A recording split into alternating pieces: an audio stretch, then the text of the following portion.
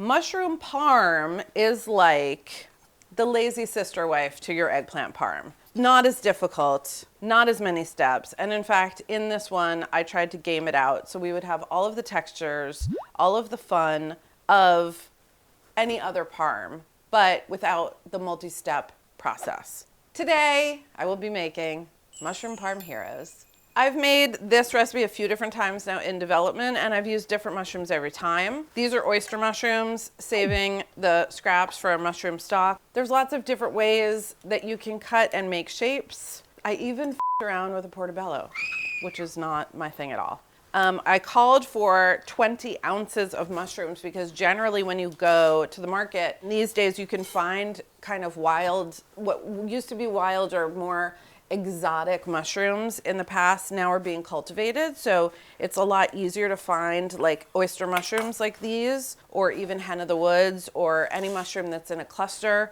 You can kind of cut them all different ways. If you find a mushroom that has these nice big petals, like when you roast that, it'll be smaller than this, but it would be a nice thing to find in your sandwich. So you can kind of trim it that way. But if you've got the nice clusters that are all being held together, I took off the tough part of the root, and then you can kind of get them into planks. And this worked really well when I had hen of the woods because the petals are a little tighter and smaller. And then you get something like this that is a really nice shape and that's gonna roast really great and be like a little cutlet shape when it's in the sandwich. Don't stress about it too much, whatever kinds of pieces. And I called for 20 ounces because they're often sold in like 10-ounce boxes. Sometimes they're sold by the pound, so if you got 2 and then trimmed them, you would have about 20 ounces, maybe a little bit more. Lots of things happened in development, actually, now that I think about it. Originally, I was sauteing the mushrooms in a pan. I wanted to use one pan for the whole thing and not have to make you clean 2 pans. So I made the breadcrumbs in the pan, and then I got that out of there, and then I did the mushrooms in the pan, and then I got them out of there, and then I made a nice marinara in the pan. It totally worked, but stacking that way actually made things time-consuming, and I had to work in batches for the mushrooms to give them a chance to shrink down. So then, in my tiny little brain, later on, I was like, you know what? It actually makes sense to get the toaster oven going. I'm gonna roast these mushrooms, which is completely hands-off, don't have to do anything. And then, yes, you have to wash the sheet pan, but now instead of stacking time, we have concurrent time. So just felt more efficient, because part of the sister wife mushroom parm situation is we want to make it approachable and easy, casual, no biggie. So you do need a good amount of oil. That was 3 tablespoons. And some of the oil will get absorbed like a lot at the beginning. And then the thing is about it is that later, as the mushroom flesh is sort of shrinking and tightening and browning, it's almost like it squeezes the oil back out. So you're gonna see at the beginning, like not a lot of available oil on the pan, and then it's gonna be almost like frying in its delicious mushroom oil later. This is a beautiful thing. The other advantage actually to roasting is that they're a little bit piled up at the beginning. So going into a 400-degree oven, right from the start, a lot of steam is gonna release, a lot of moisture is gonna release from the mushrooms. That actually helps them collapse and start to cook and get tender. They shrink, you toss them, and then they start browning. It's really wonderful. It's a wonderful thing that's going on there with the mushrooms. We think that's 20 ounces, maybe a little bit more. Just do a couple. They're here. They're beautiful. Shout out Baldor Home Delivery. Baldor is a great wholesale purveyor of a lot of restaurants, and when I worked in restaurants, I would call Baldor every single day. And in the pandemic, they started delivering to homes, and now you can get the things that you would see on the shelf at Italy, and they're coming right off the truck. The guy was so nice. He was looking for a restaurant at my address yesterday.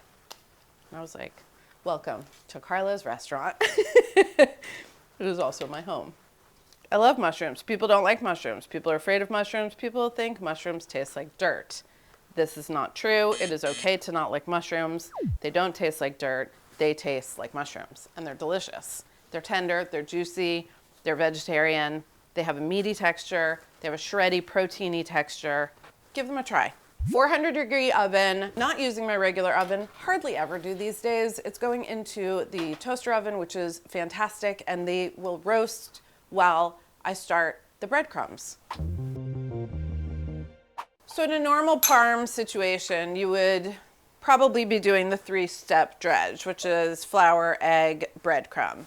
There has to be a breadcrumb element in the parm, I do believe, and I would say, but we're going straight to a sandwich, so I'm not gonna 3-step dredge something just to make it have a breading so that then it can end up in a sandwich. So instead, I'm gonna make perfectly seasoned, brown, crunchy, gorgeous breadcrumbs, and they're gonna become their own layer in the sandwich. So it's a little bit like deconstructing the breadcrumb layer that you would find on the outside of the chicken cutlet or on the outside of the eggplant and treating that as its own ingredient. So these are gonna be deliciously crunchy. I'm in control of how brown they get, and I'm also in control of their seasoning, which is gonna lean very like Italian American pizza shop oregano, chili flake, garlic powder. So I'm using panko. You can use a fresh breadcrumb if you have it. You could use a fine breadcrumb too, that will work. I just like the shape and kind of the distinct crunchies of the panko. I've chosen my least attractive, no offense to this brand,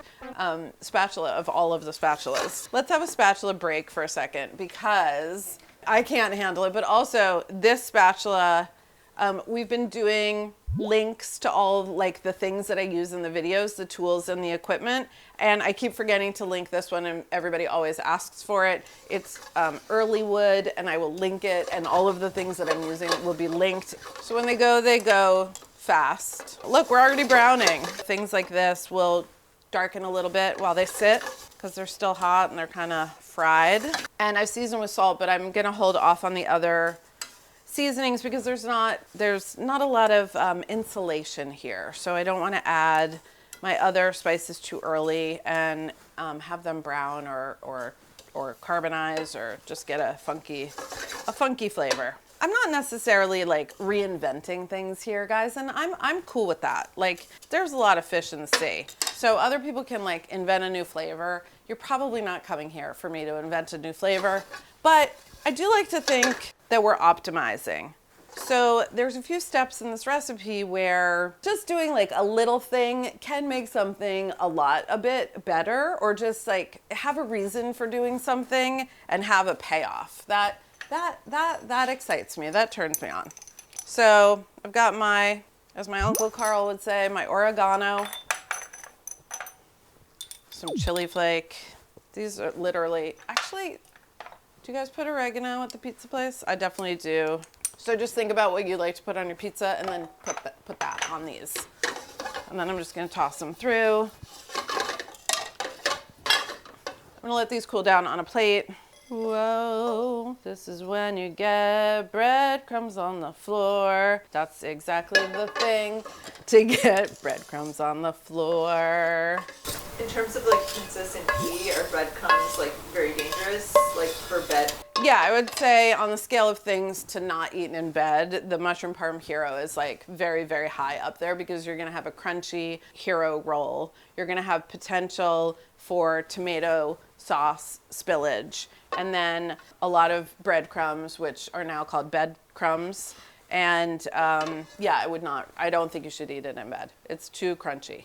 Or eat it in bed on wash day, and then just get out of bed and do the laundry. This makes more than we're gonna need for our 4 sandwiches, but the leftovers that I had when I was working on this, they ended up on top of a delicious sausage and bean pasta that Leo and I had. They'd be great sprinkled into a salad. Go make the Caesar dressing, which calls for breadcrumbs anyway. You can put it on a savory yogurt dip. You can put it on your cottage cheese bowl. So you will have a little more than you need, and that is a good thing. We're doing a mushroom check. These are about halfway through, about 20 minutes. So a lot of shrinkage, you know, what was piled up. Now everybody's gonna have their own bit of real estate, even some browning on the pan there. And then just remembering our previous conversations about sheet pan anatomy, the hottest part of the pan is going to be the outer walls because the center is very insulated, like the center of the penguin mashup that they have to do to protect the egg. I just want to toss and make sure that any outer penguins now get to huddle in the center and spread these out a little bit more. So they're super tender now. I mean, I'm sure they're cooked, but they don't have the browning and the crispiness that I'm looking for. So that's what happens in the second half of the cooking. So they're just gonna go in. I was in a buttery, I don't know, this recipe was feeling buttery breadcrumbs. There's the mozzarella, there's parm. I think butter is delicious with that. So sticking with butter for the tomato sauce. And one of the reasons that the skillet is kind of working is not only because I can use it twice and I did the breadcrumbs and now I'm doing this, but the skillet being wide and shallow is going to help the sauce evaporate really quickly. So this is going to be like a 12-minute sauce. I've done my breadcrumbs, mushrooms are roasting. I'm doing my sauce, mushrooms are still roasting. So everything is kind of happening together. I've got garlic. I grated the onion also to help that break down faster. You can dice it. You could do it all in a Cuisinart, whatever you want to do. But it does help it melt and kind of disappear because I wanted the flavor of all of these aromatics, but I didn't necessarily want chunks of onion in my tomato sauce that is now a layer of my sandwich. I think it'd be different if you were knife and forking it, but it's all going to be between bread. While those are taking on color, I'm going to prep my tomatoes. Recipe calls for 14 ounces, which is a can size that exists. Of course, when I was ordering, that can size was unavailable. So I have the big can. I'm going to pour half off and just use it the next time I do a braise or make a sauce or whatever. I think there's two kinds of people out there. There's the people who are upset every time I choose a too small vessel. And then there are the people who are upset that I don't wear an apron at times like these. There are times in my life when I'm very conservative, and there's other times when I'm absolutely foolish. And this is one of those times. All right, so I'm just pouring off what looks like half for a rainy day. And I have some nice browning happening. I'm gonna go straight in with the puree. This is gonna come back up to a simmer very quickly because it is wide, it is shallow, it is not that much liquid. Very, very fast, 5-6 minutes. At this point, it's reduced, it's thickened. I've got these really nice bubbles everywhere. And the cue that I want you to look for is that when you stir it, you'll see that the sauce doesn't immediately fill back in, but it's not sticking, nothing is sticking to the pan or burning. So our little hero sauce is done. I'm gonna taste it. And the only thing I seasoned so far was the onion and garlic. Delicious. Right here at the end, I'm gonna add some Calabrian chili paste. I really like the flavor of this because they're fermented chili. It's a little bit beyond just spiciness. There's like nice fruitiness and some nice tang, and they're also packed in oil. I wanna put it in at the end just so that doesn't like cook out. And then depending on the spicy level, depending on the brand of tomatoes that you're using, after you season with the chili, you might want to adjust with a little bit of sugar. You might feel like it needs a little bit of salt even. This brand of tomatoes was sweeter. The brand that came in the smaller cans had a little bit more tannic flavor to them, so I needed sugar for those. I mean, need is a strong word, but I felt like I could use sugar. Adding a little salt. I just want to know what it tastes like with a little sugar. Sugar is a magical ingredient. I know that like sugar additives, you know, we think of as being a very bad thing, but a little bit of sugar in cooking, like we're talking about sweet, sour, salty, bitter, umami, sweet is very important. And sometimes it's just the thing to round it out. Delicious. I don't want to get another bowl dirty, so I'm just moving that to a cool burner. The sauce is gonna cool down. I still have a couple minutes left on my mushrooms, so I've got my hero rolls here. These are ciabatta rolls. Did I fantasize about a perfect, beautiful sesame seeded roll? I did.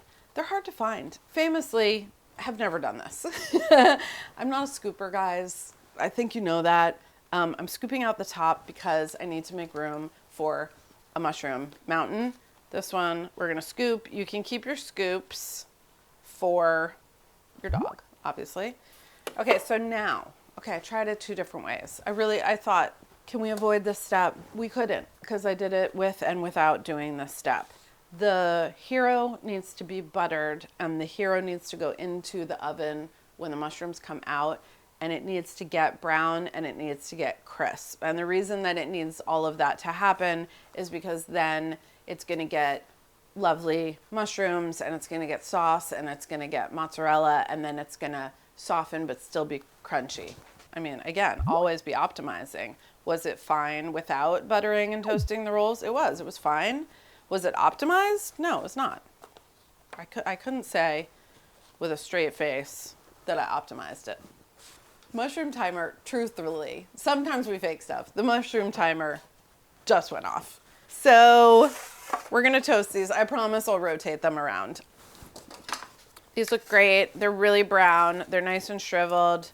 They're crispy on the edges. I'm just gonna toss them around here and let them cool. And I'm looking at the shapes, and like, it's hard to even tell the difference between the cross-cut ones and the petally ones, but that's definitely a cross-cut guy. It's a little hot. And this was more of a petal, which really nice browning, has occurred. So these are perfect. Sandwich architecture, it's happening, and it's happening now. This makes 4. Let's do 1 so we can really like lean into it. And I think it is important to behold the toastiness, the crunchiness, the browning that we're looking for. So I have my delicious sauce. Essentially what I'm gonna do is I'm going to put tomato sauce on the top and the bottom. So the wettest thing is against the crunchy thing in a good way. Sauce, mozz, mushrooms, parm, basil. No. We're gonna work on a mnemonic device to remember the order. Mozz goes on both sides because you want that cheese melty encasing the filling. So unlike a regular parm, which would just have mozzarella on top, we have mozzarella all the way around.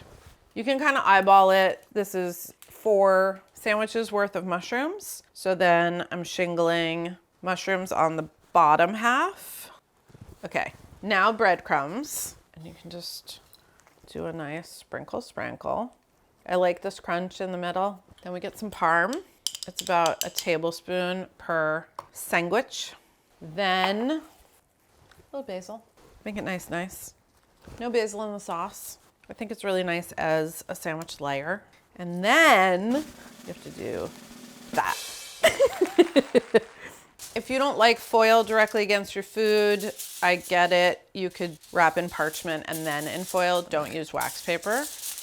I'm gonna park these in the oven until the cheese is nice and melty and the mushrooms are warmed back through. It should be 15 minutes. How am I gonna remember this? SMM. Super Mushroom Movie Blockbuster Premiere, baby. Super Mushroom Movie. Carla. What? Huh? Oh. Oh. Timer went off. They look like cute little baked potatoes, but they are so much more. Super Movie Mushroom. Super Mushroom Movie Blockbuster Premiere, baby. Which one do I want?